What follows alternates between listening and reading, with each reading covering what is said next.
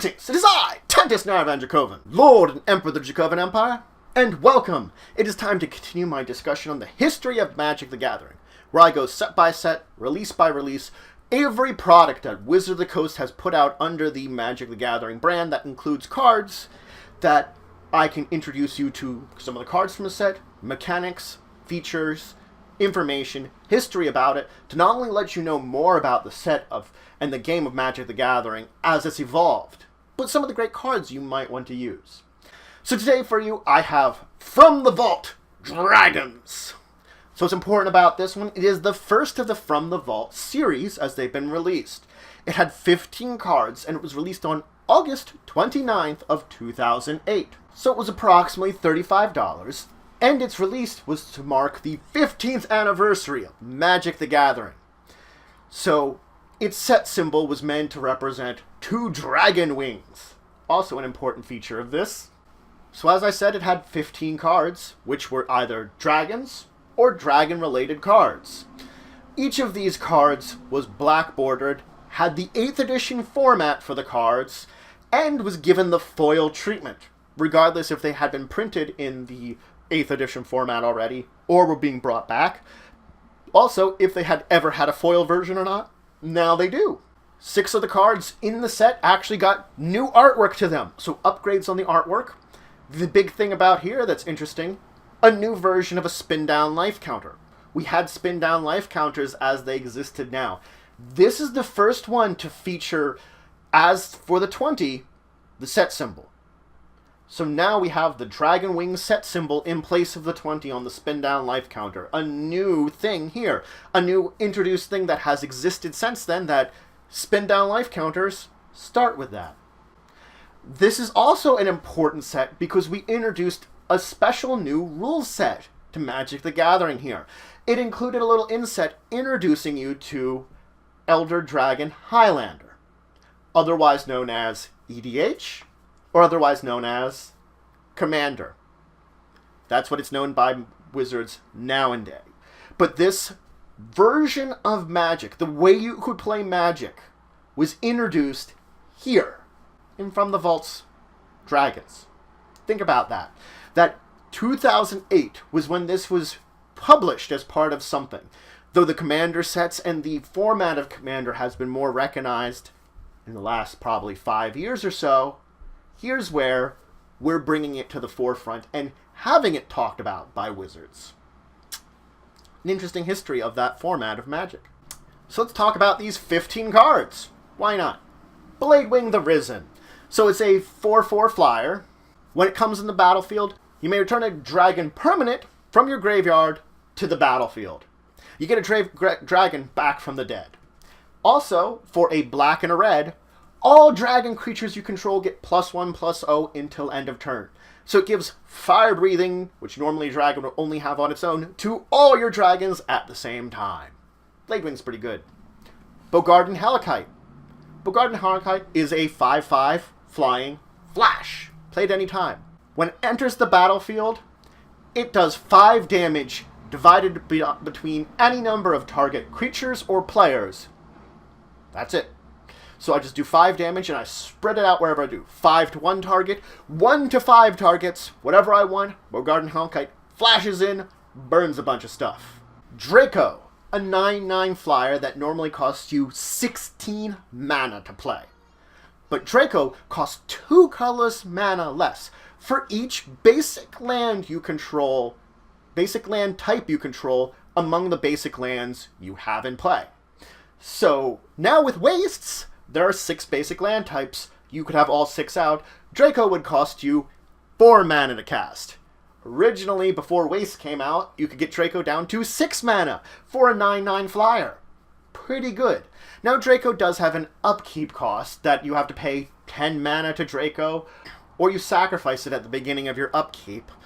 But again, this is reduced by 2 for each basic land type amongst the basic lands you control. So again, you could once again have all 6 out, including the wastes, and have Draco just stay out. Draco's pretty good. Dragon Whelp, a 2/3 flyer, where 1 red, it gets +1/+0 until end of turn. The original small fire-breathing dragon. The thing about Dragon Whelp is, If 4 or more red mana was spent in this way, basically it gets +4/+0 or greater. At the next end step, you sacrifice Dragon Whelp. Dragon Whelp can only get itself so much bigger before it burns itself out. You can get it to a 5/3, be fine. But as soon as you hit that 6/3 or greater, poor Dragon Whelp, he burns out, he's gone. Granted, something like Blade Wing can give it those bonuses without it burning away, but we have Dragon Storm. Search your library for a dragon permanent, put it onto the battlefield, shuffle your library afterward. Big thing about Dragon Storm, it has Storm.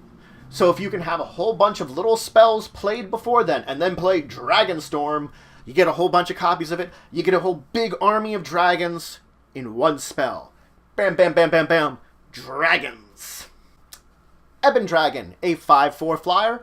When it enters the battlefield, you may have target opponent discard a card. Simple, but decent.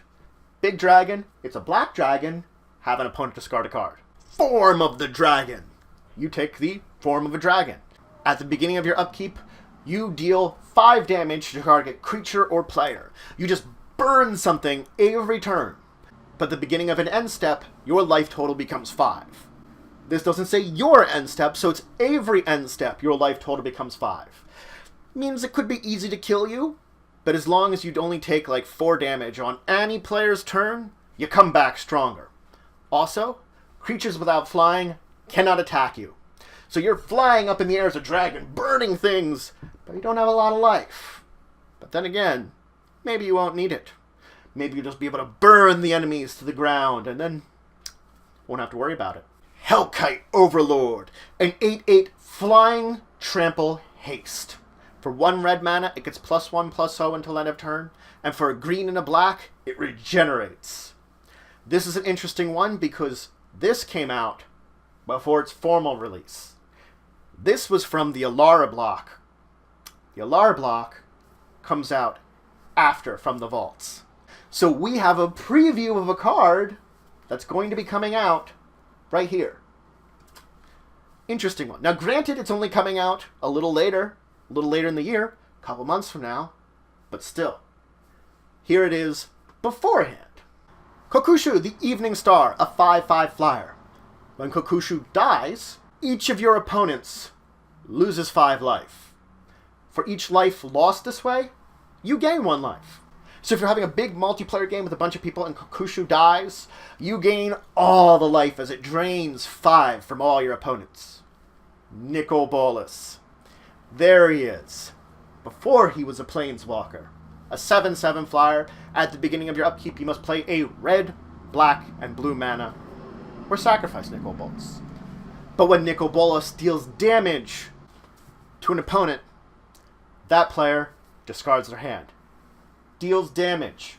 If you have a way of giving Nicol Bolas a way of dealing damage other than attacking, guess what? You can make all your opponents just keep on discarding their hands. Nicol Bolas was even great as a dragon form. Niv Mizzet the Firemind, a 4/4 flyer. When you draw a card, you may deal 1 damage to target creature or player. So every time you draw a card, you burn something. If you have a lot of card draw, you're burning lots of things. It also has tap. Draw a card. Niv Mizzet allows you also to draw a card and burn something. Rith, the Awakener, a 6/6 flyer, one of the dragon legends from Invasion. So Rith here, when it deals combat damage to a player, you may pay 2 colorless and 1 green. Then you choose a color. You put a 1/1 green sapling creature token into the battlefield, into play under your control, for each permanent of the color you called out in play. So if there's a lot of green things in play, a lot of green permanents on everyone's battlefield, you hit one of your opponents, you call out, you pay the mana, you call out green. There was 10 on the battlefield, you now have 10 saplings you just summoned to the battlefield under your control. Shivan Dragon, 5/5 flyer, 1 red mana, gets +1/+0 until end of turn. It's the classic. It's from Unlimited. It's from Alpha. It's from Beta. It's the first big dragon. The classic. Shivan Dragon, once again, brought to us. Thunder Dragon. Another 5/5 flyer. When it enters the battlefield, it does 3 damage to each creature without flying. Basically, it enters the battlefield and nukes the land beneath it, burning it with 3 damage. Now, this might not kill all the creatures on the land, but many of them will burn away, leaving only your dragons in the air above. Finally, Two-Headed Dragon. A 4/4 flyer. For a colorless and a red, it gets +2/+0 until end of turn. So it's 2 mana, but of course it does do the exact same thing as Fire Breathing, except now you can use some colorless. Colorless and red. Might be good in a multicolor. So, Two-Headed Dragon cannot be blocked except by 2 or more creatures. 1 creature can't block it. You need the extra 1. And Two-Headed Dragon can block an additional creature when it blocks. So not only do you have to have 2 creatures to block it, it itself can block 2 creatures. And burn them away if you have enough mana to pump it up to be big and mean. It's already a 2-headed dragon. So, that's it for today. I introduce you to the first of the From the Vault series, Dragons. So this does mark a series of sets that have been released from the Vaults, products that still occasionally come out today, usually once a year. It also marks the initial showing of EDH, of Commander, as being part of the Magic the Gathering universe. So this does have much significance to it. Introducing a special version of cards, and introducing a new format of gameplay. From the Vaults, Dragons, thank you for being the stepping stone for introducing this to it. But anyway, I hope you're having a great day, and until the next time, I bid you farewell.